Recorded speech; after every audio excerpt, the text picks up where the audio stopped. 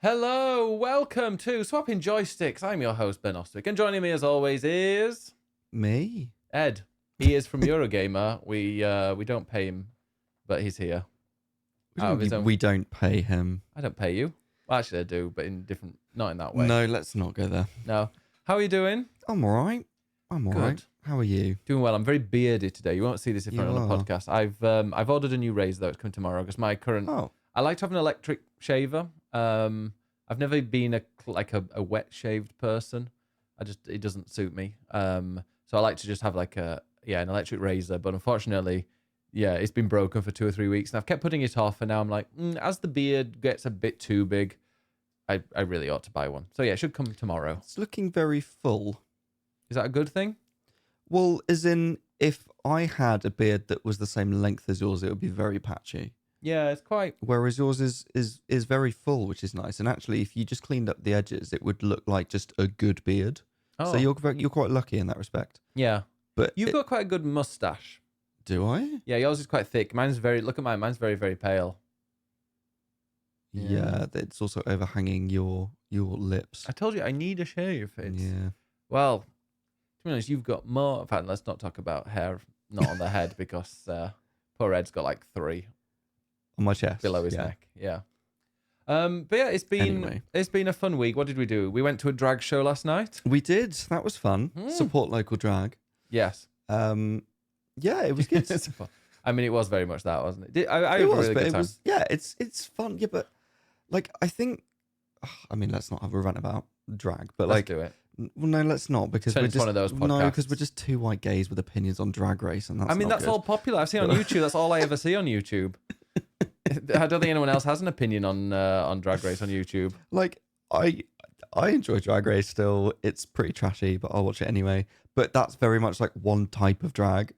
And then when you go and see it in a bar, it's like local drag. It's like just people who are sort of craftspeople and who do like silly songs and lip sync to sounds clips all cut together and stuff like that. And it's less polished, but it's got some heart to it. Yeah, it's more real. And yeah, I mean, as someone who I used to like Drag Race, and like recently, I'm like, no, I just can't be asked. And I think it's because I found I much prefer I like British, good old British drag. That's like you tell a few jokes, you've got a funny voice, and you take the piss out of the audience. That's mine. You like a comedy queen. Oh, 100%. Which is very typically British. Yeah. Whereas I think Drag Race is very American drag, which I guess has sort of come a lot from the bull culture, which is a lot about being a fashion model. Yeah, I don't give a damn about that. There's a lot of like fashion queens, which I really enjoy because I love a good like fashion outfit when it's put together well. But if you can do that whilst also being funny, that would be ideal. For you. Yeah, I don't care about that. I just want, I like Myra Dubois. That is who my TikTok feed is full of, and I love it. It's an old lady. Well, it's somebody. Lady? Well, yes, it's somebody impersonating an older person, a little bit posh. Hyacinth Bouquet. Imagine that in drag. Yeah. And she's very, very funny. Like it's my kind of humor. Posher Lily Savage. Yeah, I definitely get the Lily Savage vibes, that esque style. But yeah, no, that's my kind of thing. I just like a bit of comedy. I don't care about them doing dancing and stuff like that. It's just not for me. It's not entertaining for me. Fair enough. Yeah. I like a song. I'm less interested if it's kind of just a sort of jokey thing. Like I like a song. I mean, a comedy song, perfect. That's everything thrown in together. Well. Anyway, support local drag. So we did that. That was fun. Yeah, it was. It was. We went to see a drag show after hanging out at Box Park. It was Which was quite straight. Yeah, one thing to the other. What was the other thing that we did? The food's quite good though. Yeah, actually it is. The food at Box Park, you can get anything you want. What was I going to say? Yeah, we had a bank holiday on Monday, but the thing is, Friday Night Wrestling is back on stream. Did you win? No. Oh, did you win any match? I beat you. Oh yeah. Yeah, that was the opening. Was higher. Me beating you, which I was very happy. If you don't know what Friday Night Wrestling is, every other Friday, so it's not going to be this Friday, it'll be next week. Every other Friday, we play WWE 2K24, and I say play. I just put some CPU characters against each other, and all the characters, or all the wrestlers, are people in the community who've saved up enough points, and the wonderful Mr. Millhill has made them from their application forms and their photos. Did an incredible job, given them their own gimmicks and Mine was make me hot. and yeah, I think you got that, didn't you? You had like the crotch shot Well, with the Triforce. so last season I was Link the Twink, and now I feel like Link the Twink has matured to a twunk. and now looks hotter and has a Triforce on his crotch. Yeah, I'm here for it. it's been, so I do that CPU v CPU, and then we just kind of have some wine and and get a bit drunk. So that's always a good You do that on stream, and then I scream at Dark Souls.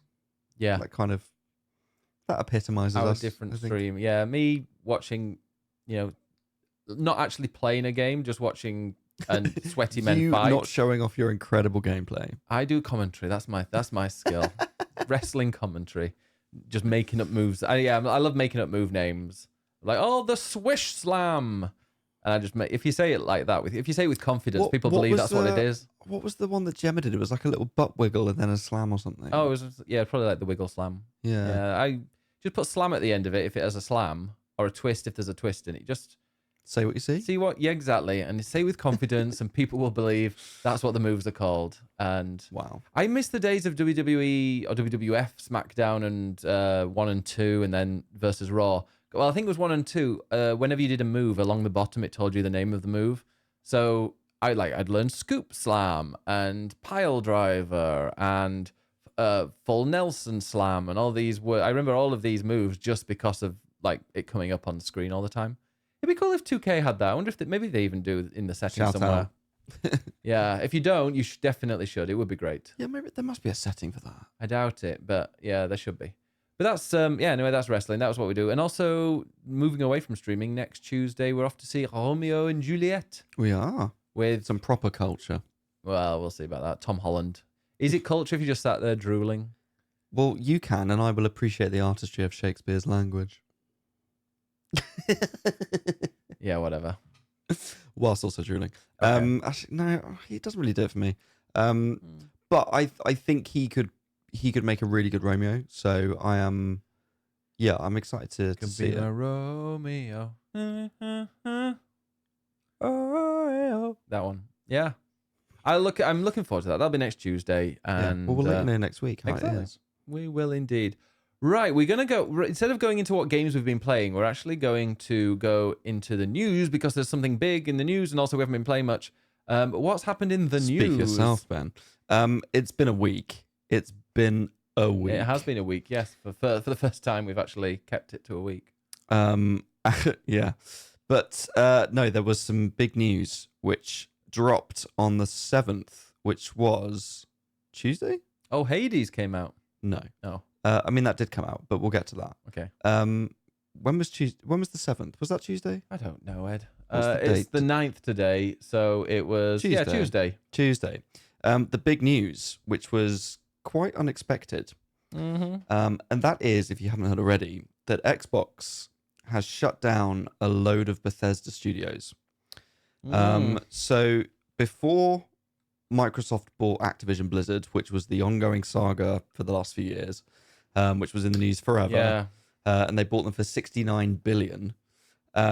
Before that, they bought Bethesda. Which I remember that was a massive, massive, massive, and then it got completely overshadowed and kind of ignored after Activision Blizzard. Yeah, exactly. And people were like, oh my god, great! They're gonna release like Skyrim, like these kind of games. They're gonna release what they're called, the Elder Scrolls games, and they're gonna release Fallout games, and they're all gonna be top quality instead of the buggy mess that Bethesda sometimes release with. Exactly. So it was in 2020 that Microsoft bought Bethesda. They bought them for $7.5 billion, Nothing. which is nothing when they then bought Activision Blizzard for 69 billion. So it was huge. And obviously it's Bethesda, but it's also ZeniMax, which is the sort of parent company. However, they have decided to shut 3 of the studios, and another one is being moved on. So one of those is Arcane Austin, which is the studio that made Redfall, and also Dishonored and Prey. Exact praise, brilliant. I'm really So good. immersive sim games, basically. Yeah, like FPS games that kind of you can use the environment and stuff to your advantage, and it's not very linear in And what it's you're not meant just to do. about shooting either. No, Prey is brilliant. Prey is definitely down there as one of my favorite sci-fi games. Like, yeah, I think it's up there with like Observation and Alien Isolation. Mm. It's a good space station game. I love a I space still station need to game. play it. I enjoyed Dishonored. Redfall I didn't play last year. You played it a touch. Yeah, and then there was loads of like real input lag, but I think it was your TV. So I think I put a fake video up on Twitter because I was like, look at this input lag, and then I think actually it was your TV. How dare. Redfall did not launch very well and was a mess, and a big part of that was Arcane Austin are really good at immersive sims, but they were told by sort of upper management, no, you need to make a live service game, which they didn't really know how to do, and that kind of screwed them over. So that's the first one. The second one... Wait, but they're closing that down, and then they were like, oh yeah, we're going to cancel like the Hero Pass, and I was like, there's a Hero Pass for Redfall? Who knew that there was a Hero Pass? So there is a special edition version of Redfall that was £100, which people had bought, and it included the game, it included some extras, and part of those extras was the Hero Pass, which was 2 new protagonists to play as. So it's a 4-player co-op game. There were 4 people to play as, and they were adding 2 more. And people have been waiting for this since launch, being like, well, where is this Hero Pass that they promised? And they've cancelled it. Wasn't it meant to be loads of new ones? I thought it was like 8 new ones. No, it was only 2. Oh, okay. I mean, maybe they had more planned after that, but this particular pass was just 2 characters. They've cancelled that, and anyone who bought that will get some credit to the value of of the Hero Pass. So if you spent £100, maybe the Hero Pass was worth a tenner, so you'll get a tenner back. Or whatever. I don't know how much. That's me making up a number, so do not hold me to that. So yeah, that's a whole mess that is yet to be sorted. So that's Arcane Austin. The second one is Tango Gameworks, who made Hi-Fi Rush and The Evil Within, originally set up by Shinji Mikami, who was the creator of Resident Evil, and he left last year, and now they've shut the studio. And obviously Hi-Fi Rush was a very different game. They were known for like horror games, Ghostwire Tokyo as well. So they were known for horror games. They did Hi-Fi Rush, which was very different, bright, colourful, cartoony rhythm action game, but was absolutely loved by critics, at least last year. Was it a commercial success? Well, that's an interesting thing, which maybe we'll get to in a minute. But yeah, because I don't want to they should not be closing these down. These make great games. I mean, The Evil Within 2, I remember seeing the advert for that or the trailer for it and being like, wow, this looks incredible. And then it came out and people were like, yeah, it's all right. And the same with Ghostwire Tokyo. So it looks really cool. Then it came out and it was like, it's all right. So those two, maybe kind of brought them down a little bit. But like Hi-Fi Rush, when it comes to like a critical success, that's what it is. Yeah. But I think the Evil Within games were sort of like solid 7 to 8 out of 10. Yeah. Like not like, but when you've got games not that standout, but not bad games. Yeah, but when you're paying 60, 70 pounds for a game these days, like you have to get. That's why I think people are like, oh, 5 out of 10 is good because it's average. It's like, no, you're expecting people to pay 60, 70 pounds for an experience. They're going to be going for the 9s and the 10s, unfortunately. Sadly. The third studio is Alpha Dog Games, and they are a mobile studio that made Mighty Doom, which was like a Doom spin-off on mobile. I saw that, yeah. Which I guess maybe seems lesser compared to the other two, but equally Microsoft are desperate to get into mobile gaming. So why have you just closed your mobile studio? They've got King. Well, there is that. And then the fourth studio is Roundhouse Studios, and they're not closing, but they're going to be merged with ZeniMax Online Studios, which basically make the Elder Scrolls Online. So this studio were making some other bits, I think, and are now just going to be put on the Elder Scrolls Online. It just shows how shit the industry is, but also like how shit it is if someone goes and like takes over your company. I feel like even a few years ago, whenever a big company came in to buy a smaller one, it'd be like, oh my god, look, think of all the investment that's going to go in there. The game quality is going to get much, much better. And I think in the last few years, people just realized, no, that doesn't happen. Like when it comes to something like Embracer, oh no, they just close everything. Same with Microsoft, they're doing. And yeah, it's quite depressing. And if like a commercial, sorry, not commercial, but like a critical success like Hi-Fi Rush is caught like is getting a studio closed down, then I feel sorry for studios like Rocksteady. Like, what's going to happen with them after Suicide Squad? Well, I mean, that's a whole other thing. Mm. So basically, this news broke from IGN originally. Did that hurt? Sorry? Did it hurt? No. But I mean, the news was shared by Microsoft. Okay. So Matt Booty, who is I can't remember what his title is, but he's under Phil Spencer, but still high at Xbox. Yeah. I can't remember his actual title now. You can probably check. So he sent around an email that basically then leaked to IGN, which is how it got to the press. But it was obviously shared internally, which was explaining what the cuts and closures were for. And it said that the cuts and closures were grounded in prioritizing high impact titles and further investing in Bethesda's portfolio of blockbuster games. He's head of Xbox Game Studios. And beloved worlds. Yeah. There you go. To double down on these franchises and invest to build new ones requires us to look across the business to identify the opportunities that are best positioned for success. This reprioritization of titles and resources means a few teams will be realigned to others and that some of our colleagues will be leaving us. It's not a reflection of the creativity and skill of staff. The company wanted to create capacity to increase investment in other parts of our portfolio and focus on our priority games. The priority games basically being Call of Duty, Fallout, and Elder Scrolls. They're the big things that Xbox are trying to push now. In the future, you're only going to have these like AAA live service, absolute blockbusters and indies.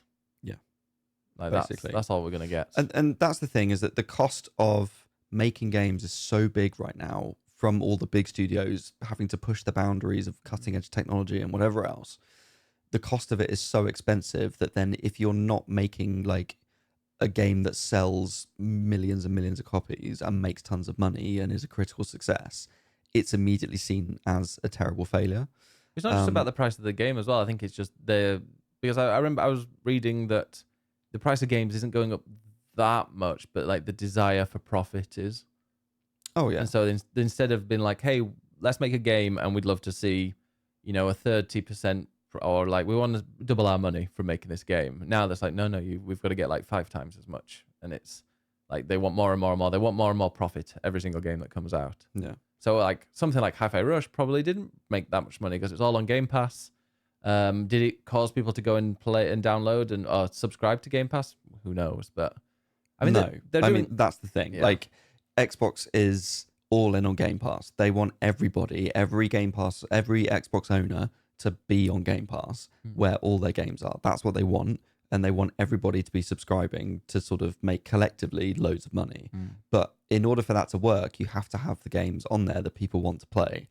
And unfortunately, the sort of mid-tier sort of games, something like Hi-Fi Rush that is brilliant, but isn't a big IP, like it's not a big franchise. It's not a huge, massively marketed game like Starfield, for instance. Like it's a smaller title that's not going to make people sign up to Game Pass. So it's an extra that if you're on Game Pass, you get to play cool stuff like that. And the idea of this was, you have Game Pass to bring in money to invest in those smaller experimental games to give people something interesting to play that are the critical darlings. But that's not what gets people in the first place. It's the Starfields, it's the Fallouts. And unfortunately, Xbox have not delivered on those games because all they've really delivered so far is Starfield. And that was not great. So people might have subscribed to play that, got annoyed and disappointed, and then either unsubscribed or not played other things maybe. And I think that there's not even the money in it for indies nowadays. I don't think they're making that much money out of Game Pass. But like I see what you're saying. But like they were pitching for a sequel to Hi-Fi Rush, and they could have gone all out with that marketing because they got such praise, such critical success, or such critical praise from the original Hi-Fi Rush that they could have made that really big. I mean, you look at Hellblade. I know it wasn't under Xbox when they first made it, but like that game was kind of low and under the radar and stuff. And but because it was such a critical success, they're kind of riding that, and they're turning Hellblade 2 into like their flagship release this summer. So they could have quite easily done the same with Hi-Fi Rush 2. They could have put a load of money and stuff behind it and been like, hey, look, the original was such a success. You can play it right now on Game Pass if you want.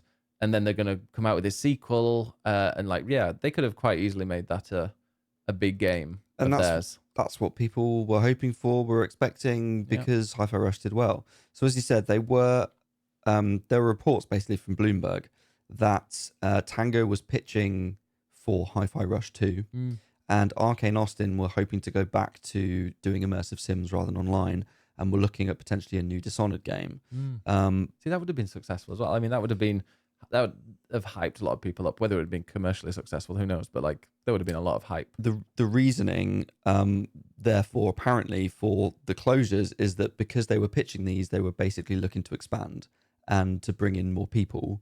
And Microsoft is saying, no, we can't afford to do that. Yes, they fucking can. They've spent billions. They've one of the richest companies in the world.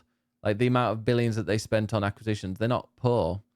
So yes, they spent a lot of money, but yeah, they could quite easily afford that and keep those growing. Yes, but then they can. But then they wouldn't have got, like, next year their shareholders wouldn't have had enough, had such a big bonus that they're gonna get. Yeah, I mean, there's the quote going around from Microsoft from like last year where they called Hi-Fi Rush one of the most successful launches for Bethesda and Xbox in recent years. And there was also a quote from Matt Booty. Oh, so sorry. Yes, there was a follow-up meeting yesterday at Microsoft where Booty basically said that ZeniMax's studios were spread too thin, like peanut butter on bread.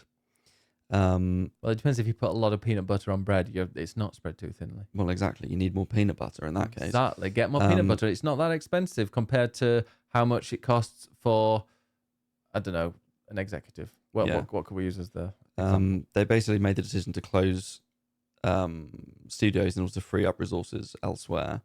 Head of ZeniMax Studios, Jill Braff, was also there, and she was saying that the request for additional staff from those studios as they begin pitching was the main factor behind their closure. She said, "It's hard to support 9 studios all across the world with a lean central team with an ever-growing plate of things to do. I think we were about to topple over." No, I'm like, well, you're the ones who bloody bought all the studios, and you've now realised, oh wait, we actually can't afford that. Like, well, you shouldn't have done it in the first place then. But also, they can afford it. It's just all about profits. Well, yeah, because Microsoft, if you look at their profits from their recent financial report across the entire company, they're well in the profits. Yeah. It's just that gaming looks bad because it wasn't bringing in as much money as they think it should. And that's because they spent a lot of money on Activision Blizzard. So by comparison, it looks like they're not making enough. But elsewhere in the company, they are. And if they reinvested that. At what point does Phil Spencer resign? Because he's not been good. Like, genuinely, like, what has he done? Yeah. What has he done for Xbox? He's gone from the second biggest console. So it was PS. Well, when did he start? Was it 10 years he's been there? So he started just before the Xbox One. So it was PS4, then it was Xbox, and then it was like Wii U. And then the Switch has overtaken it, put him down into third. Nintendo's a bit awkward to include just because they don't quite align with the same years. Yeah. But like, it's still... But essentially, yeah, I mean, Xbox 360 was doing amazingly well. I think the PS3 might have outsold it eventually. I can't remember. But then, yeah, Xbox One was way below PS4. Oh, no, the debacle about the price. Was it the Xbox One that had the ridiculous price? And then there was, was that 360? The Xbox One was the one where they said you had to be online. You can't, exactly. I was online. You can't have pre-owned games. Yeah, so you can't have pre-owned games. And then PlayStation were like, here's how you buy them, and just like held it up and took the piss. Yeah. So there was all this kind of stuff. And the thing is that I sort of feel like in some ways Xbox is a bit ahead of the curve, because I think we will get to a point where games need to be online, all online. And I think that Game Pass, in terms of having a subscription for games, is also a bit ahead of the curve. It's just that I don't think the technology's there, and ultimately, like, the culture isn't there. Well, no, and ultimately, like, the point of a games console is to have games, and Xbox just clearly are not investing in their studios to bring good games. Yeah. And they shovel the money into, something like Starfield that then ends up disappointing. Whereas PlayStation, okay, some of their games are maybe not the most original. Stuff like God of War and Horizon and Spider-Man, they're not like original, I was going to say groundbreaking. They're groundbreaking in maybe in sort of graphics and animation and storytelling. they're not necessarily original games, but it's the sort of stuff that sells well, that people want to play on their console. Everybody wants to play it. Yeah, it's mass marketing. It's the Happy Meal. Mass appeal, exactly. Yeah, Um, it's the Happy Meal. Yeah. Of, and that's everyone fine, loves a and Happy that makes money, and Xbox are just not bringing the games, and ultimately that's what a games console is for. So the fact they're not investing in these studios is just heartbreaking. I mean, now they're going to. But the thing is, like, they're selling. They literally, is it right now or soon? They're going to release Hi-Fi Rush on PlayStation. it's already out on PlayStation. They've got Sea of Thieves now. Like, so they've got these. It's come out on PlayStation, then they've shut it. I mean, like, what if it did really well on PlayStation and made loads of money? I've seen loads of people say like they're not going to bother playing it anymore because they don't want to support, because they know the money's not going to obviously go to the devs because Yeah, which is a shame. it's going to go to Microsoft. I mean, people are cancelling their Microsoft are putting their games on PlayStation now, and the PlayStation blog today had, here are the top downloads for the last month. And on PS5 in Europe, the number one game, Sea of Thieves. Sea of Thieves. It's a good game. Yeah. So yeah, And on PS4, Fallout. but it's depressing as well because you need competition. Like, I know it sucks for people because they're like, oh well, which console do I get when there's two? But like, competition is healthy. If Sony is the only one that's producing like high end games that are costing a lot of money, because Nintendo, they do their own little thing. I mean, God knows how much Breath of the Wild or whatever cost them to make, but I would not know. Probably not as much as they've earned on it. Yeah, oh God, or yeah. other studios have spent on their games. Yeah, I mean, something like Mario Kart. I mean, I don't know how much that costs to make, but I imagine that they've made. I mean, it's the best-selling Switch game of all time or game of all time. No, that is an incorrect headline that I also read. Nintendo. No. So the number one is Wii Sports. Oh, But people are bought individually because that was a sort of pack-in game with the console. Some people are like, well, it doesn't count, and so Mario Kart is the next biggest. Okay, so I was right. But yeah, the PlayStation is going to be there as the premium thing that people have, but it's good to have a competitor. Absolutely. I mean, it's basic business. You need to have a unique selling point, and there is not a unique selling point for Xbox. Even with the Xbox One, they were like, oh, here's the ultimate multimedia machine where you can watch films and TV as well as play games. It's like, well, then I don't need an all-in-one solution for that. Whereas with Nintendo, it's like, oh, I'm going to play Mario and Zelda. Cool. With PlayStation, you're like, I'm probably going to get the Final Fantasy exclusives, and I'm going to get some cool Sony exclusives. That's what you say. God of War and Spider-Man. That's what they care for other about. people. For me, it's like, okay, I can play Final Fantasy VII. Other people, it's God of War, Horizon, The Last of Us, and Spider-Man, and Wolverine when that comes out, whatever. Sure. Honestly, they're maybe Ratchet and Clank a little bit. I don't think anyone really knows about that isn't really interested in games. A little bit. I think The Last of Us at Fallout. I know they'll go for either of them. I'm trying to think of like what people outside the nerdy, like people like us would know about. Well, but that's the thing. Then they'll go, 100%. oh well, yeah, but then the big mass appeal games are Fortnite, play it on everything. Call of Duty will probably be on everything with something exclusive on Xbox. I loved it. It was who was it? It was a person. Sorry for if you somehow end up listening to this. They're I think it's like a Square Enix community manager, like influencer manager. I didn't recognize her name before, but she was like, she gets inundated with Call of Duty requests, and she's like, this is Square Enix, like not every game is Call of Duty. Oh yes, I saw that. Yeah. So just like those games are just behemoths. Yeah. Behemoths. How would you say behemoths? Do you say behemoth or behemoth? I think I used to say behemoth. I mean, that sounds cooler than behemoth. Yeah, behemoth. King of the moths. Yeah. I think that's why. So, do you think Phil Spencer is gonna quit? Should quit? Has he just got miserable tenure? I don't know if he will quit or will be fired necessarily. I think that the problem at the moment now is that I think Xbox has just lost a lot of goodwill. I think this generation, they just seem to have cocked up a lot. And I think it's going to be really interesting to see their showcase next month. And that's also why they've done this now, so that there's a month's sort of break between bad news and then the good news of, well, here's all the stuff that's coming. And here's Call of Duty. Hey, you like Call of Duty, don't you? Everyone likes Call of Duty. And that's the thing. And they're going to piggyback on that. So they've got their showcase and then the direct on that mystery game that we all know is Call of Duty. But like that's just obvious to me. It's not interesting. What else are they going to show? I mean, they're going to have Indiana Jones that's coming out later this year. That looks good. They'll probably show a bit of Hellblade, even though that's out this month anyway. They'll have Call of Duty. They may show a bit of Fable. I'd love that. But I suspect that's not going to be in a good state. Mm-hmm. I mean, if you look at the precedent here, you've got something like Redfall that was execs forcing a studio to make a game that they're not good at. Like they're good at immersive sims, and they were told to make a live service game. Now you've got Playground Games who make Forza being told to make a fantasy RPG. Like that does not make sense to me. People, I guess. But... So I don't have high hopes for Fable, if I'm honest. Yeah. I hope it's good for the sakes of Xbox and the studio and all that stuff, but I don't have super high hopes. Apparently there's Gears of War coming, is rumoured.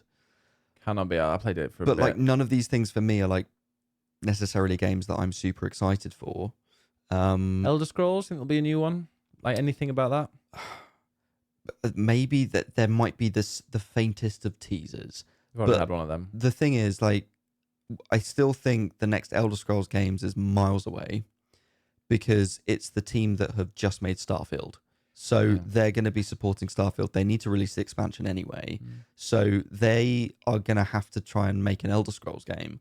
But after Skyrim, the pressure on that to be the fucking best RPG ever is huge. So that's going to be years in the making. But firstly, there's the Fallout TV show that has proven incredibly popular, but there isn't a new Fallout game. Oh, I read that there was this big update and PS5 versions and all this. Well, there's a PS5 version of Fallout 4, which was buggy as hell and doesn't have much of an increase. Yeah. They've added some stuff to Fallout 76, but apparently it's still a bit shit.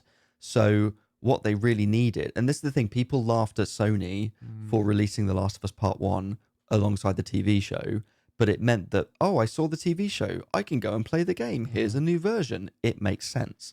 Whereas Xbox have not done that with Fallout. So everyone's gone back to play the old ones and realized, oh, they're a bit old and not that great, some of them. And what they really needed was a brand new Fallout game. So they're probably rushing to get some sort of Fallout 5 out before Elder Scrolls. And even then, that's probably a few years away because it's going to have to be very good. So I wonder if the next Elder Scrolls launches with a new console, and then that immediately makes a lot of people buy that new console. It would make sense. Because if they're not getting out of the console market, then that's one reason to get one. I mean, if Elder Scrolls 6 launched on the, God knows what the fuck they're going to call it this time, because they don't seem to have any idea. No. It's going to be like, I don't know, the Xbox... what do they call it? Series Y and Z? Frameless. Silver and gold. Xbox everywhere. Silver and gold. Red and blue. They're going to go the Pokemon route. But like whatever it is, if they don't have a big banger like that at the start, then that is going to be dead on arrival. So yeah, that might actually be And that's the other thing. They've bought all these studios, but it takes, 6 years or so to make a game these days. So if they've just bought these studios, it's going to be another good few years before they actually come up with anything, I think. I was going to leave you just on a slightly depressing note. It's already been pretty depressing. I know it has, and I'm sorry. Blame Microsoft. But I spoke to John Johannes at the BAFTAs last month. Was he the one that danced with in Strictly? No. Oh. So my phone is really hot. Like it's loading something. You put it between your legs, didn't you? No, something's gone wrong with it. Don't let it explode. No, I hope not. So yeah, I spoke to him at the BAFTAs, and I was hoping to speak to lots of people. Who's he again? John Johannes. So he was the he was the director of Hi-Fi Rush. Lovely guy, American guy, lives in Japan, led the team in Japan, and that's the other thing with Tango Gameworks. It was Xbox's only Japanese studio, and Xbox has a really bad reputation in Japan. It's not going to get any better. And that's just because it's partly because it's an American company, but they've never had good relationships with Japanese developers. There's also a slight superstition, which I was reading, which is that X, as you were saying on our Metal Gear 2. Solid video. Yeah, by the way, if you There you check youtube.com/biggestbennis, you can check us out playing Metal Gear Solid, the Phantom Liberty Collection 1 and Master 2 or something Collection. like that. I don't know. Yeah. Get it right, Ben. The Master Collection. But you were saying that Volume 1. because we were looking at the PlayStation controller, the X is 2. no in Japan, and the circle is yes, and we have it as the other way Do you around. know why? Because X is seen as no. Well, X is 2 lines and 0. A circle is 1, so that always comes first. Sure, but also across, like, people in Japan will do this to be like no. Yeah, it's same on Family Fortunes as well. Also true. Whereas over here we put an X in the voting slip. Yeah. So the fact that they've called it an Xbox is immediately in Japan like this is a no. Ex-wife. It's just like ex-colleague. cultural differences. Like it's not going to work. Ex-girlfriend, Xbox. It's negative. They bought Bethesda and therefore they had Tango, which was a Japanese developer, and now they've closed it, which means once again Microsoft has no Japanese studios, and that's just considering like Japan is ultimately the home of video games. Let's be real. Mm-hmm. Like they're lagging behind there. We need to book our hotels there, don't we? We do Very soon. So anyway, so I spoke to John Johannes at the BAFTAs, was talking to him about sort of the state of the industry and what he'd like to change. And we talked about sort of celebrating the industry and how good last year was in games. So he was saying last year we saw some of the best things produced, I think, in a long time, which is a mixture of massive innovation, massive scale, lots of teams coming together to make some of the biggest games, even the smallest games, with huge impact. And we shouldn't forget that those are teams that worked hard for years and years and years to make those games. And now this webpage is not loaded for me. Which website? What website do you think? No, it's my phone's being weird. It's like not. It's really hot and the Wi-Fi's not working. And it's been not playing loading. games on it. No, Grinder. absolutely not. Dlung. Dlung. Wow. Not Croydon. Funny, Ben. So. Well, this is going really well. Well, this is a great. So then he said, and they all my lived happily phone's ever bloody after. cocked up. Oh. I don't know what's going on with my phone. They all lived happily ever after. Well, no, they didn't. That's the problem. Well, don't worry. You're all on the edge of your seat, wanting to know the end of this story, and it is coming. This fucking phone. Why do you hate me, phone? It's newer than mine. Honestly, it's like boiling hot in my Well, hand. let me pause because I do need to refill my drink. And we're back. Okay, my phone is now working. Good. So I had the full quote. Anyway, I shall continue. For us, people still saw our game as a smaller game, but we worked hard on that for 6 years. It was an intense labour of love. I just want everyone to feel appreciated for the work they did. And I asked what he'd change about the games industry. He said, we have a good situation in our studio where we were granted a lot of creative freedom and were able to take risks. I know some studios are not afforded that opportunity. Like, this was a month ago, and I don't know if he knew at the time about the closures or not. Yeah. I mean, a lot can happen in a month. Because we're able to take risks and try something new and different, we want to keep that, but we also don't want the risk to be at the expense of a job risk. You should be able to take creative risks, but have the means to say if something doesn't work. Yeah. We're in an industry where there's so many games to play, you can't even play them all. But we want to find an audience. We want to find a way to make it sustainable, that you can try something new, you can be risky, and it may not be a $30 million selling game, but you can find your audience and it's sustainable. We want to find that balance. Now the stakes are so much higher. You don't want to feel like you have to make something specific just to survive. You want to be able to create it, and I don't want to lose that, and that's the scariest thing. We saw things that you think would be slam dunks, like established IP games as well, not performing either. So people ask me the same thing. Your game was a big risk. And I'm like, I don't think it's as risky as some of those $500 million projects as well. I think that's also a major risk. I was just glad we got to produce a game that we wanted to make, and it did find an audience. Yeah, it's true. Because if there's some studios, I'm sure there are some like not-for-profit studios where any profits that they make just goes into making new games. Can you imagine? I mean, I think places like Devolver and Annapurna are actually sort of quite well positioned now, because I think a lot of the thought of being acquired now, a couple of years ago, it was all about acquisitions was the big story. Everyone talking about Activision Blizzard, and seeing the fallout of what's happened when a big company buys these big companies, spends all this money, and then basically screws them over. I think a lot of sort of smaller to mid-sized studios are now thinking, well, I don't want to be bought. Now, admittedly, you need money to fund your game. So you kind of need money from somewhere, which I appreciate. But the thought of them being acquired by a massive company like this, like, surely you'd be like, well, no, you're going to screw us over. I don't want that. Whereas and then you've got the indie studios at the very bottom who are like self-funded and doing their own thing.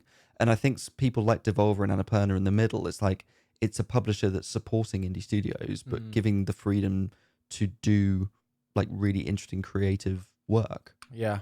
Yeah. I like publishers that do work with the smaller studios and push them out. Like, Thunderful did with Viewfinder. I mean, and then Viewfinder wins like best British game and is generally probably like the most fun I've had playing a game in the last year or so. Yeah. So yeah, there are ones doing like that, and I also, it's also very surprising how IO Interactive managed to escape everything. They seem to be just escaping as like the fire is popping up behind them, just running away from all these because they were part of. Well, they were Wait, no. What were they with first? Was it like Warner Brothers or someone? Who were they with? And then before they went to Microsoft, I do not remember. IO Interactive were that's right. Yeah, now they're private and keep talking. You're they're Danish. They are. They were just you're not filling the time. Sorry, well, I'm interested in what you're going to say. So this is IO as the Hitman developer. Yeah, I mean, and like they moved around just like even when the latest trilogy were coming out, like different games were released different times. They're Square Enix, that was it. So IO Interactive, they were with Square Enix. They were returning with the Hitman Absolution. Square Enix. Then it was, oh god, there's so much. Yeah, furthermore, then it was Buyout. Less Massive Entertainment. I don't know. There's loads of stuff going on here. I should have researched this, I know. But yeah, they were with, I'm pretty sure it was Square Enix, and then they went independent. Or they were dropped, I think, after Hitman 1. And then they went... No. Oh, then it was Warner Brothers. It was Warner Brothers, and then they were like separated. And yeah, there's... Go and Google it. Anyway, your point was... that they've been with loads of other companies and have now somehow managed to kind of escape closure. And I'm sure the James Bond game is going to help make them lots of money. Make lots and lots of money. It'll probably be... I mean, I don't mind a live service Hitman game.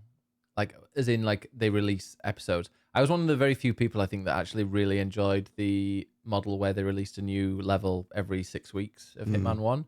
Because I was like, great, it gives me a chance to kind of play the level the first time and then do it a couple of more times. Plus, they've got some other, like, weird ways of interacting with the level. So it might be like, oh, here, there's a different person that you need to kill and they're in a completely different part and it's at a different, like, in the evening. So there's all these other things that they can modify with a map and you really enjoy and explore a map before then the new one comes out. Whereas if you've got the whole game, you just go and play through it one map after the other. Yeah, so I didn't have that. I had the whole thing in one go. In the first couple, I was like, I'm going to do it every single way. And I spent ages in the first couple of levels. Yeah. And then as I went on, I just played them less and less until I just finished it. So I started to get a little bored after a while. And maybe people did. It's a good idea, I think. I mean, I liked it. A lot of people hated it and it was like panned. Like loads, there was a lot of animosity towards it on the internet. And I don't think they would do that again. But if they did... Yeah, if the new James Bond game comes out and it's a solid and it's like a full experience and people can enjoy it, and then there are like future levels or something that they can release every 2 months or so, and there are different suits and DLC and all this kind of stuff, I could see that potentially working. True. If it's a good game. But yeah, so that is the news for the week, basically, is this big Bethesda news, and that's overtaken everything. And it's sadly not very positive news. Do you have any positive but it shows the sort of state of the industry, really. Oh, what's his name? When's the Star Wars Outlaws August. out? August, okay. Because once that's out, then the producer or whatever it is going to work on the Division 3. So excited about the Division 3. Do you think? Yes. Well, I am. I think I am. Did you see the news that the next Assassin's Creed might be like have a subscription with it? I didn't read that, but I know that Assassin's Creed, they're doing Infinity, which is their sort of big hub. And I think maybe it's like a hub for each of the games.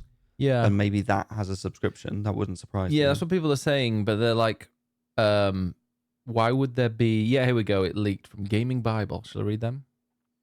Sure. Okay, great. Assassin's Creed monthly subscription service leaks is instantly roasted. Yeah, it's like Ubisoft Plus exists. That's where all the games are.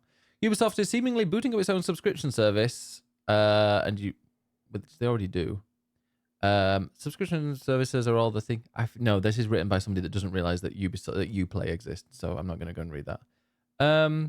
It's about Assassin's Creed Infinity maybe having a monthly subscription so you can go and play all their old games, and then you get, maybe some credits and some skins and all this kind of stuff as things come out. But it's like Uplay exists, or Uplay Plus, which is the Ubisoft version of Game Pass, and it's got all the Assassin's Creed games on there. So are you saying that if people want everything, they have to have both?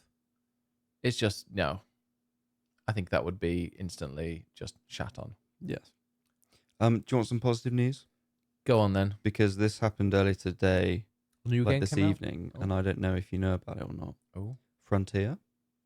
No. So they're making a third Jurassic World game. Oh, good. They seem to like their... they seem to get tied into contracts, I feel. With like F1 Manager and Jurassic. Well, but these are great. I love Jurassic World. I think they've signed a new deal with Universal. Good, because those games I think actually were quite popular. To make a third Jurassic World game, and it'll be one of 3 new management games coming out in the next few years. So they haven't explicitly referred to it as Jurassic World Evolution 3, but I mean we've had 1 and 2, so it would make sense. What games do you think? All they've said is that it will be another creative management simulation, but in the world of Jurassic Park.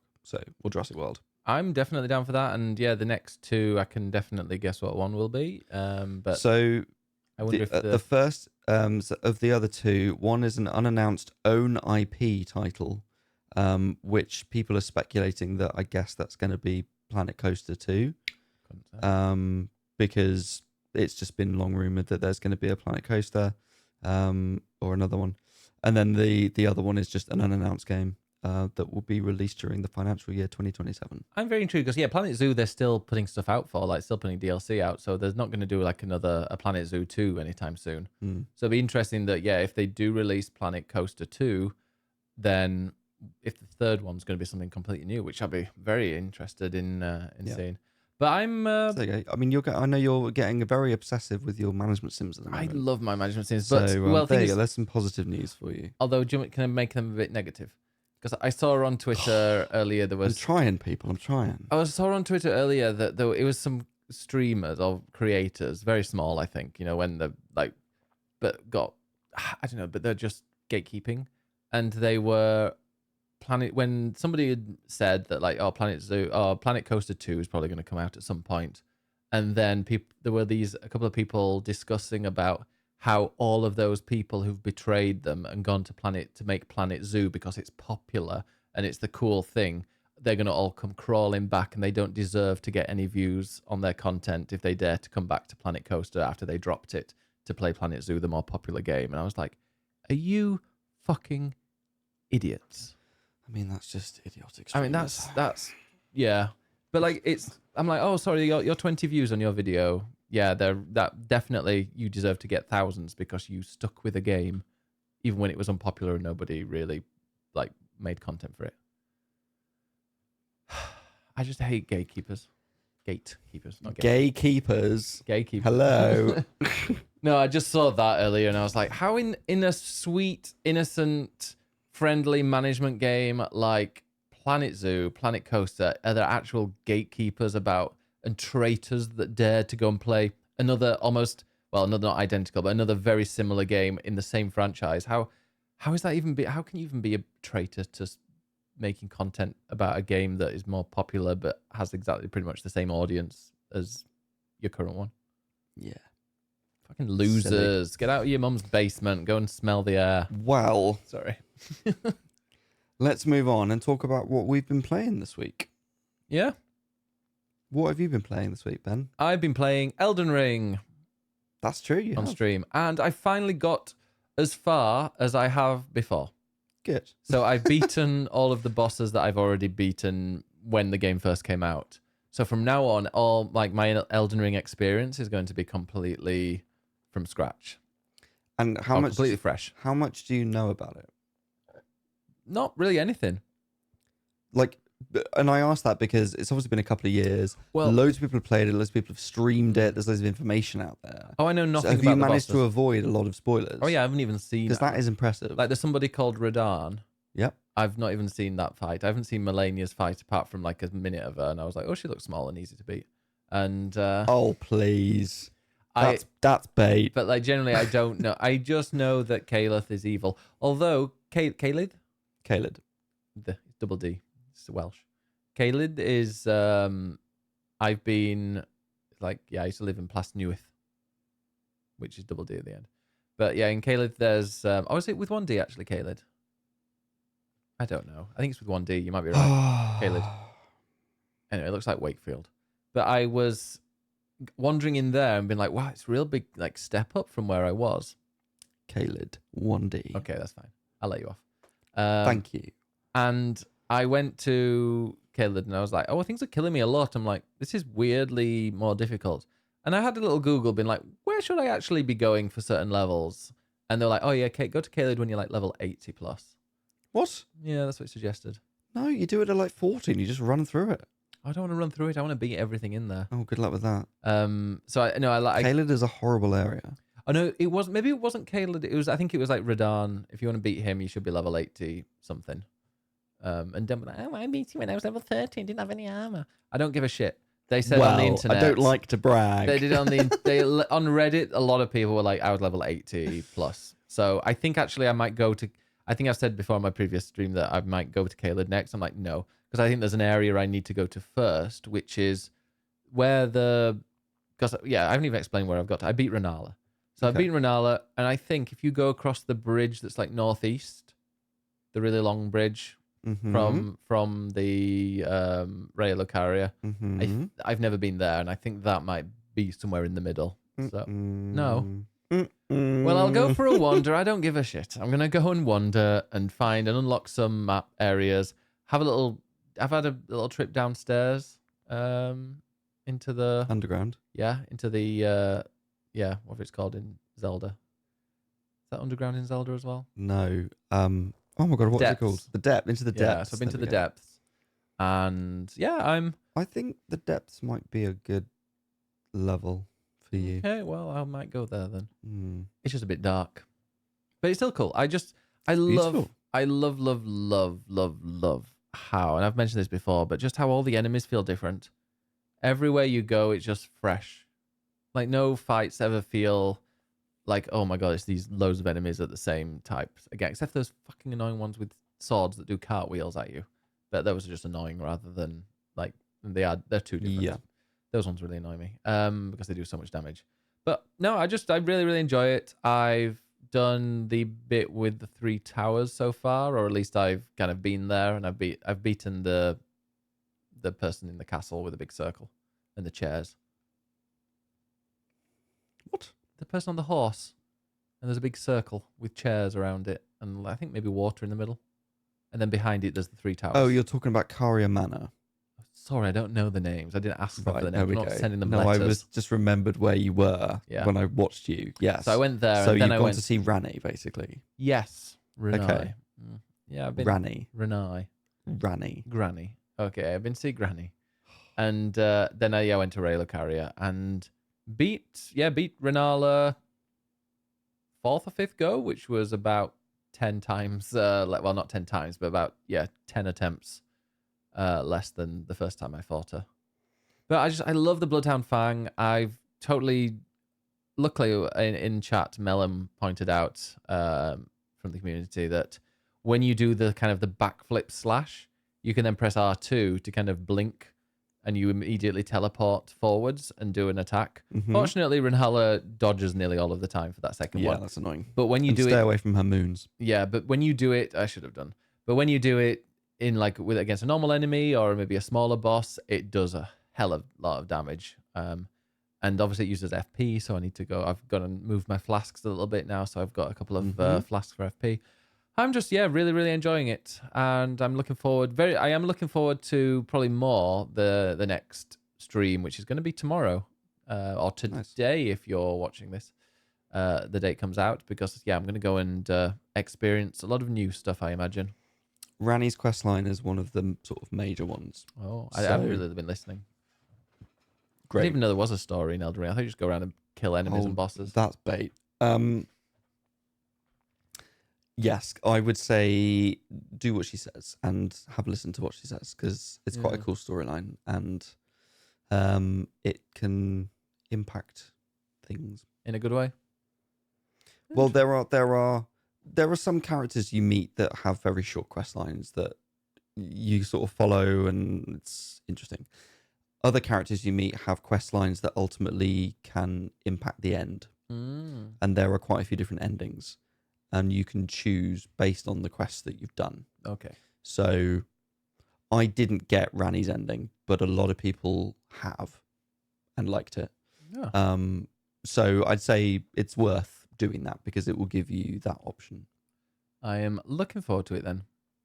Cool. But yeah, other than that, we've obviously played the Metal Gear Solid thing, but go and check out the video for that. But yeah, what about you? What have you been playing? So I haven't actually played a huge amount this week. I have played some more Stellar Blade, which we talked a lot about last week because of all the controversy. I've been continuing with my nudie run, which is now no longer a nudie run. Yeah, you've started because it turns out it is actually quite hard if she's naked. What is the game? Okay.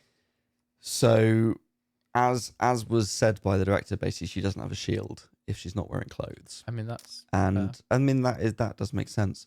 And that wasn't too much of a problem. And then I hit a bit of a difficulty spike and was like, I think I need to wear some clothes. And it suddenly got a lot easier by wearing clothes. Yeah. But she's in a catsuit. She still looks cool. I'm still really enjoying it, to be fair. I spent a lot of time doing side quests, which I didn't think were very relevant. And I've realized actually you can get a lot of XP from them. So I've now massively improved all of my abilities, which is nice. So that is going well. Cool. Oh, by the way, yeah, speaking of games that I've caught up to, I've actually caught up to where I was with Persona 5 as well. So that's all fresh for me. Oh, good. I've only done a little bit, but I'm kind of halfway through the art dealer person. Mm-hmm. So still Yusuke, yeah. So he's now joined my my party, and yeah, so now it's all fresh for me. I quite like good games when you're not repeating the same thing 3 times. Funny that. Well, I think I just have a bad memory. I'm like, I'll just keep restarting it. I'll keep restarting it, and then I shouldn't do that really. No, you should just stick with it and finish it. Okay. You've got till November. For Japan. Yes. So I played some Stellar Blade. I played some more Final Fantasy 14, which really has to be my main game because I really, really want to get through it. I don't know. I mean, I just need to push through. And I'm really enjoying it so far.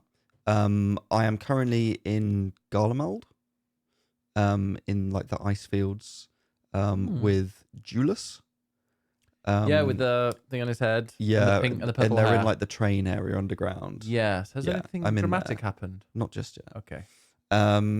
So I'm around there. I'm really enjoying it. I feel just like I get it more than I did before. I'd say the only thing is that because I've put this like time limit on myself to like get through it, I feel like I'm forcing myself to play it a little bit. But I'm really enjoying it. There's another game I did play a little bit of today, though, which did come out this week, which is Hades 2, whoop, whoop, whoop. Which I've only played a very small amount of this evening. And it's more Hades. Who would have thought? So that came out on Monday. It's out in early access. Now, I don't know. I'm interested to hear what you think about early access, because this is the first game I've ever played in early access. And I love an early access game. So I can see from a developer point of view, you can put stuff out early, you can test things, you can change things around, you can get feedback. I totally appreciate that as a process, and it worked for Hades massively. It worked for Baldur's Gate. I think for me as a player, I just like to come into something knowing that it's complete. And Yeah. I don't want to start something and then be like, oh, it might change in future. And maybe that's interesting to follow that process. But personally, I just like to have a complete thing. So Yeah. I haven't played an early access game before.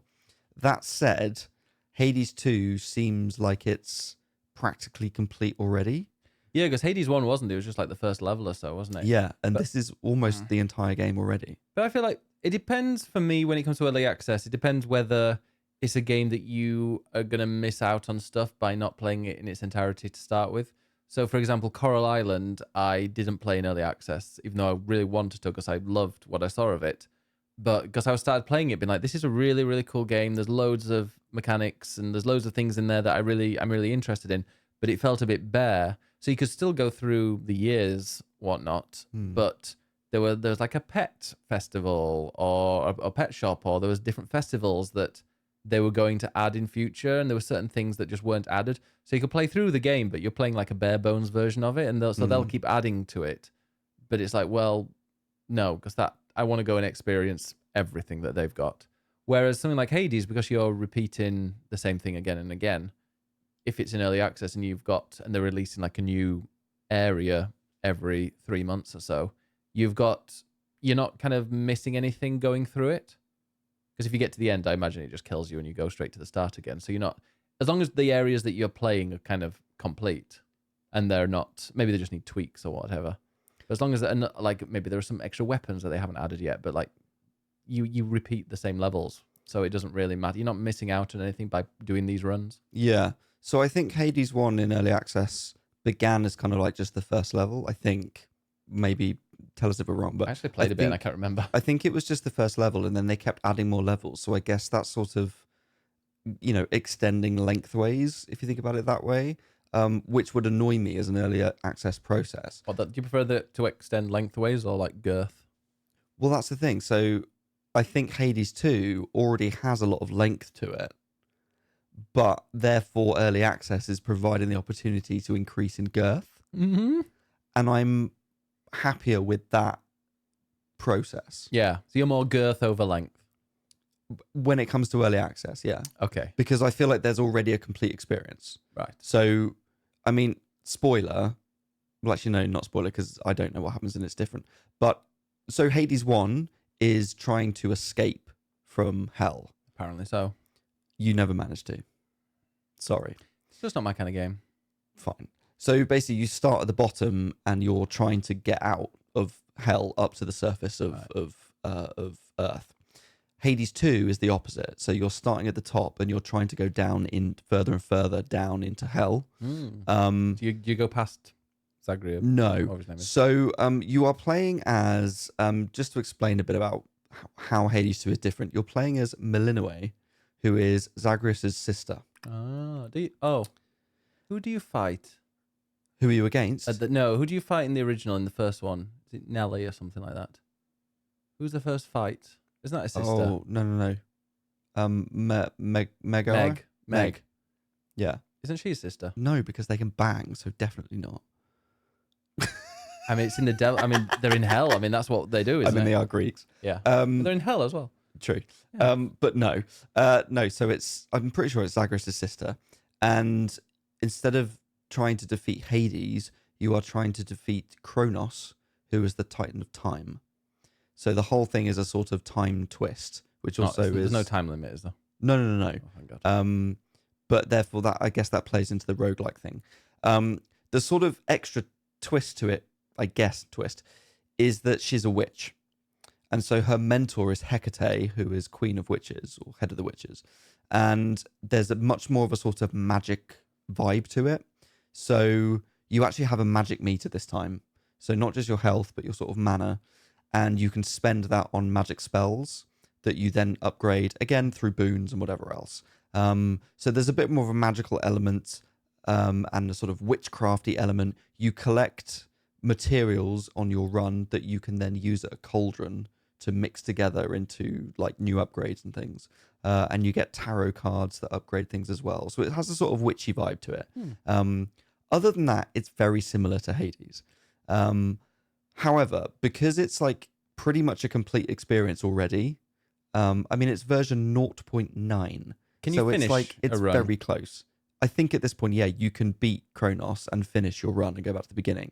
So in that sense, like, it is a complete experience.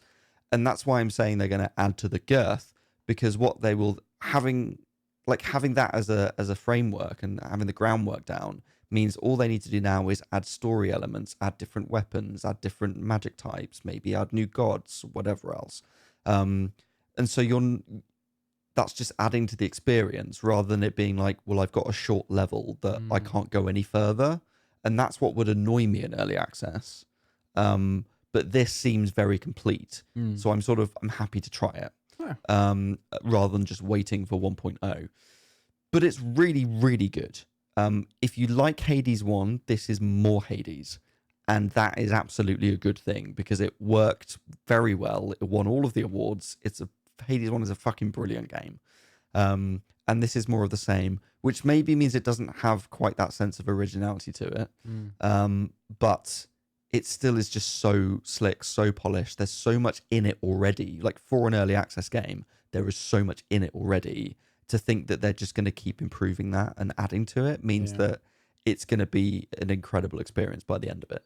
So I would thoroughly recommend it. Yes. Colin Ryan, who is the voice of Alphino, who you can see in our podcast with Peter Bramhill. And who we went to the drag show with.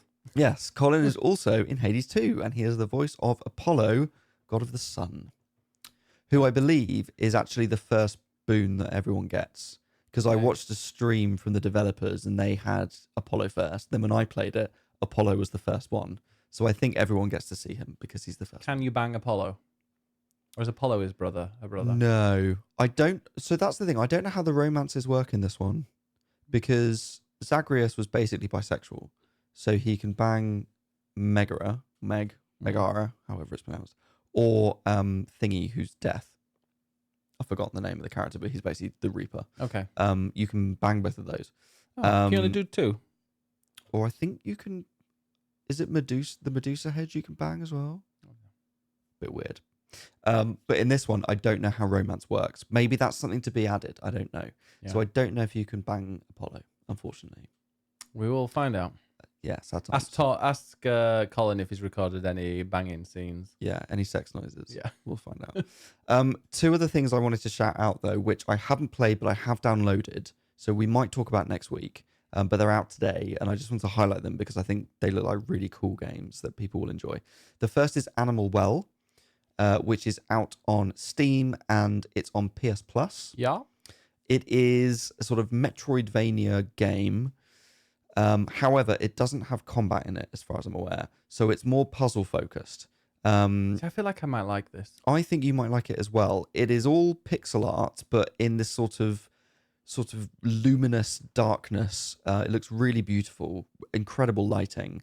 You're playing as this sort of little blob, going around this world with all these animals, of course. And you, as you would in a Metroidvania, you get different abilities that you use to unlock new area of the map as you explore. But it's all done through puzzle solving as opposed to through combat. And it seems like it's a really sort of evocative, ethereal kind of vibe to it. Like I said, I haven't played it yet, but it's getting absolutely top score reviews everywhere. And the message from the story is that you should not flush your dead pets down the toilet. That is not what it's about at all, Ben. No. But yeah, there's talk of this being up there for potential Game of the Year conversations and things. Well, I better play it then. I think this is something that people should be aware of and should play. The other one is Crow Country, which is out on, I think, pretty much everything, to be honest. Which I've already played the demo of a few months ago and really enjoyed. Now the full thing is out. It is a PS1 style survival horror game. It's kind of Resident Evil meets Silent Hill meets Final Fantasy VII. So the character designs are very sort of blocky polygon style characters like in 7, with the sort of pre-rendered backgrounds, although you can turn the camera. But it's like Resident Evil style sort of gameplay with puzzle solving and zombies. But it's set in an abandoned amusement park called Crow Country. So it's kind of what's happened to the owner of the park. And it's now full of zombies and monsters, and you have to solve puzzles to go around and do stuff. It sort of looks cute, but has quite a sort of eerie vibe to it. If you like that sort of retro style of games, I know you're shaking your I head. just think You don't want this PS1 at is all. not a style that looks good anywhere. And okay, maybe it's just it definitely is just my personal preference because people seem to love this. But Yeah, I love there's it. pixel art. There's all these really cool things that works, and it's like there's the NES style games and stuff that still look great. There's even kind of slightly older graphic games look alright, but like PS1 did not look good. Like that style is ugly. But the thing is that there is something evocative with like limitations. So when you're limited in what you can achieve, you're forced to be more artistic. And I think there's just a certain mood and a vibe that games of that era had that this is recreating. It has modernisms in it. It's not entirely like limited to what could have been done on a PS1. Like it looks good. It's just evoking that style. So I hope you have a good time with it. I will have a lovely time with it. If you like PS1 games, if you like, I loved it. if you had like a PS1. if you like old horror back games, in Resident Evil. 1998, I enjoyed the PS1. All right, pipe down. I'm trying to hype this up for people at home that like it. If you like that kind of retro survival horror games, definitely check out Crow Country because I think you will enjoy it. Yeah, we need to sometimes change it. I don't always need to be the positive one. It's nice to switch as a little one-off.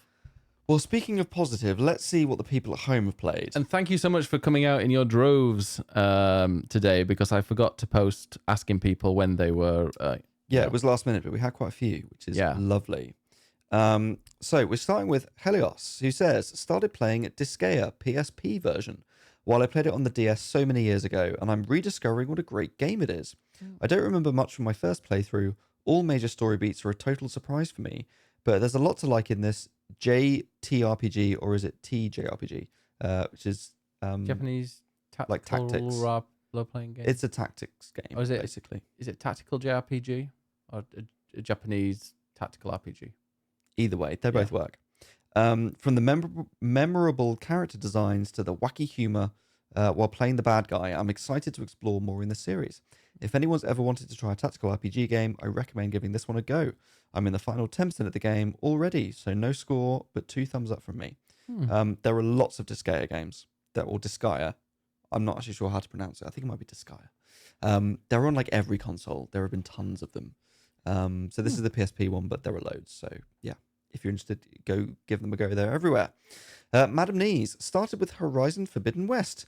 Gave up with Horizon Forbidden West. Yeah, there you go. Even on basically minimum settings, it struggled to maintain even 30 FPS. So this just came out on PC. Oh yeah, I've got it on. I think I've got it on Steam Deck if I want to play it. Yeah. This is with textures that are so bad you can't pick out basic details to understand what's happening. It suffers from the same issue as the first one. Aloy needs to save the world, but can't until she has done some pointless raccoon hunting to carry arrows. If they did a slimmed down version where it was just the story beats with the pointless open world removed, I would prefer that. See God of War's slim world by comparison. Uninstalled until performance is patched. For a more positive side, like many people, I've been obsessed with Hades 2 Early Access. It features the same great gameplay, characters, visuals, and music as the first. Daddy Hephaestus and how do you pronounce MX? As in like Mr. Mux. Is it just Mux? Mucky. Mux Chaos. Chaos. Scottish. I ask only because I've The only ever two seen genders, that. male, female, and Scottish. All 3. I've only ever seen like MX written. I've actually never seen it or heard it pronounced. Yeah. Hence me asking. Oh, yeah, I just think Mux. Mux Chaos. Could both do unspeakable things to me. But with a totally fresh set of weapons, a new gathering and crafting system, and so much more besides, you could tell me it was only a month away from full release, and I could totally believe you. Yeah, that sounds good. Also, when you're talking about like slimmed down games, I really, really, really hope that the next big Assassin's Creed game has like a 30-hour main story quest that is then fleshed out into like other chapters that you can go off and do other things. Like, make it 30 hours, but make the side contents like expansions, that kind of thing. So you can really, if you want to kind of just mainline it, it might be tough, but you can do it. But then there's also loads of other side content that is a bit more than just odd side quests. Yeah. Because I've just Valhalla. I'm 60 hours in. I'm not even halfway, and I'm like, I cannot be. Well, the arsed. next one is Red, which is set in Japan. Mm. And I don't know how that's going to... It's another RPG style, but I Yeah. don't know how it will compare to Origins and Odyssey and Valhalla Yeah. in terms of size. But then after that, there's the other one that's set in like Bavaria Oh, that is like Witches, which is going to be a smaller, more like... what was the recent one? Origins. No, Assassin's Creed Mirage. Mirage. It's going to be more Mirage level size. What happened to the with Chinese Witches, one? which I'm super into. That is mobile, which is also coming out. Yeah. Interesting. And the VR one did well, actually. Didn't it? Well, I don't know if it did well, but I don't think it did well. It but I reviewed think well. Yeah. Yeah. It's meant to be quite good. Glintskadoodle says, this week I've been playing more Final Fantasy 16, 85 to 90% through, according to the PS front I screen. love that screen. That's so It's helpful. useful. Yeah. So should be finished soon. It's not quite hit the highs of the Titan fight again, but still a very enjoyable game that knows how to dish out the dopamine hits during combat. I wish there was more reason to experiment with different icons, though. Agreed. That is probably my biggest criticism with the combat.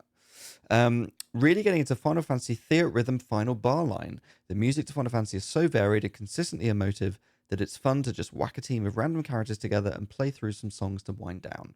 It was good fun. I enjoyed it. Also finished Bioshock for the first time. Great game. Somehow managed to not play or had any spoilers until now. And though it's an old game, it absolutely holds up. Love the aesthetic, and I'm so glad I didn't know the twist. Now, would you kindly give me 50,000 channel points? For leveling up his wrestler? No. You've played Bioshock? No. No. Oh, you I don't thought get it was just random. No, it's the reference to the twist, No. which... I haven't played. So I maybe one day I will, so I won't ask for it. Okay, fine. You'll understand the wording of that later. Srettel says, I've been playing Ghost of Tsushima. There's just something about playing an easy and beautiful story game when you're feeling overwhelmed by life. I'm sorry to hear that. Yeah, I've heard that it runs well on Steam Deck as well, I think. It's just so pretty and lets me play at my own pace. Also been playing a blast from the past on my Game Boy emulator, Magical Tetris Challenge. Love a Tetris game. It's a Disney game where you play as Mickey, Minnie, Donald, or Goofy, and you walk around trying to win coins from other characters. Once you have all 6 on your sheet, you win. It's just been another little mindless game to play when I'm not feeling like being creative. Liz says, I need Magical Tetris Challenge in my life. Please advise. Yeah, this sounds kind of Gary says, I've been playing Obsessed with Stardew and the new update, and imagine I will be for the considerable future. So many new things to explore and quality of life improvements. Pete Random says, I've been playing another Crab's Treasure and having the best time. I really want to play this game. Most Souls games just don't appeal, too dark and hard, but this is such a good vibe, but still a good challenge. The shell mechanic works so well, exciting to discover new shells as you explore the world, but also works so well changing up your playstyle frequently as shells are just laying about everywhere and most enemies are wearing them too. It helps that the writing is genuinely chuckle-inducing too. It's a bit buggy, I've got stuck in the environment a couple of times and the camera isn't always the best, but I'm more than happy to overlook these points. Gemma says, Gary, I'm right there with you. I've dived back into Stardew and I'm loving the changes. It feels like a total revamp of the game and I've gotten to year 3, spoiler, on a beach farm. Yeah, I saw that IGN gave it a 10 out of 10. Oh, have they reviewed it? They've re-reviewed it, and a lot of people have commented saying like, yeah, that makes sense, and it is like a perfect game. Yeah. I've been really tempted. I'll play it at some point. Speaking of like cozy farming games and stuff, I've been tempted to do like once a week, like a co-working stream, but not on like my main channel, like on BB After Dark or something. But a co-working one where it's Animal Crossing, and I just go and sit on a bench, and then we have 30 minutes of or whatever an hour of when the music's playing and the waves are crashing, and you got like the waves crashing, and it might annoy people when they can hear the balloons going across, but I don't know. I feel like that might. If people are interested in that, let me know because I think that might just like once a week. Yeah, I would do it on a separate channel. Is that going to be conducive to work for you, or will you be tempted to play it? No, because I would be like, I'd have the timer where I've got 45 minutes where I work, and then I'm allowed to go fishing for 10 minutes or something like that. Might be. I genuinely have a bit of an urge to go back to Animal Crossing. If you saw a stream when it was like a co-working one where it was like 45 minutes, and they were just like laying on the beach on a towel on there and just like listening to the waves with a bit of music in the background, would you have that on in the background? No. For me personally, loads of people love co-working streams, so I guarantee people will be there. Oh, I with don't you care wanting about. I to don't do care it. if they're there or not. I'm just going to do it. Yeah. Well, yeah, do it.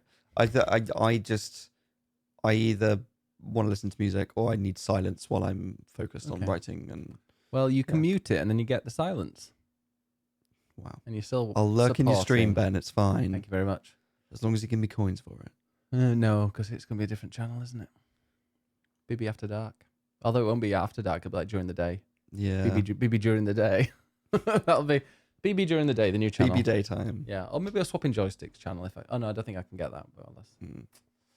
anyway, I think that's it, isn't it? That is everything for this week. Yes, it's gone midnight. We've been recording, so let's finish there. Thank you very, very much to everyone for watching. If you liked this and you want to go and listen to all our other stuff, go to swappingjoysticks.com, where you can watch all our previous episodes on various playlists, as well as the odd other video. And also, if you go and you can click on like our Spotify or our Apple Podcasts or whatever feed and see all of them. Also, in the pipeline coming up, potentially at the end of this month, is a video about the 10 games that we're going to be looking forward to in June.